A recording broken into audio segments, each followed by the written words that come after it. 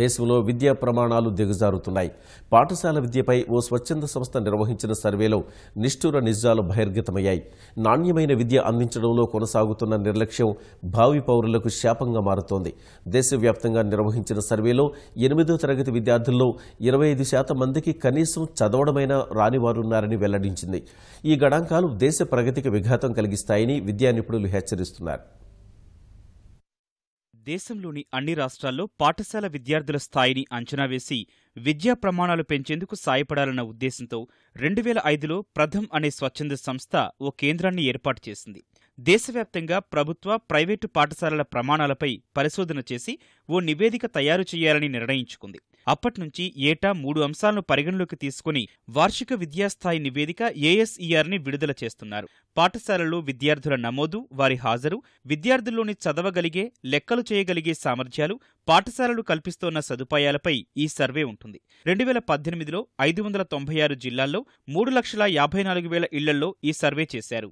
3 నుంచి 16 ఏళ్ల మధ్య వయసున్న 5,46,000 మంది విద్యార్థులను పరిశీలించి నివేదికను విడుదల చేశారు. అందులో ఆశ్చర్యకర విషయాలే వెలుగు చూశాయి.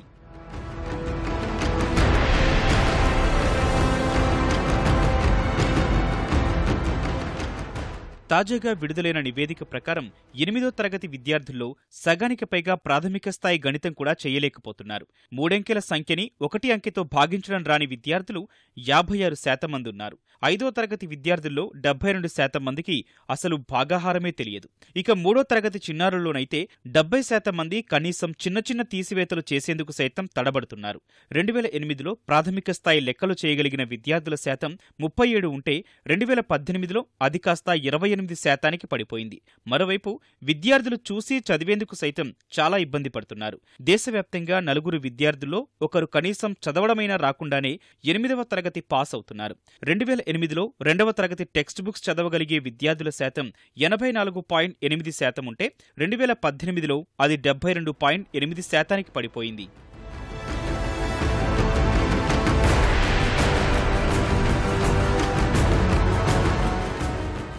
గత దశాబ్దంతో పోలిస్తే కొన్ని అంశాల్లో మెరుగుదల కనిపిస్తోందని ASER తెలిపింది.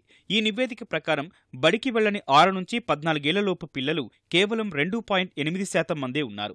ఇంత గణనీయమైన తగ్గుదల నమోదవడం ఇదే మొదటిసారి.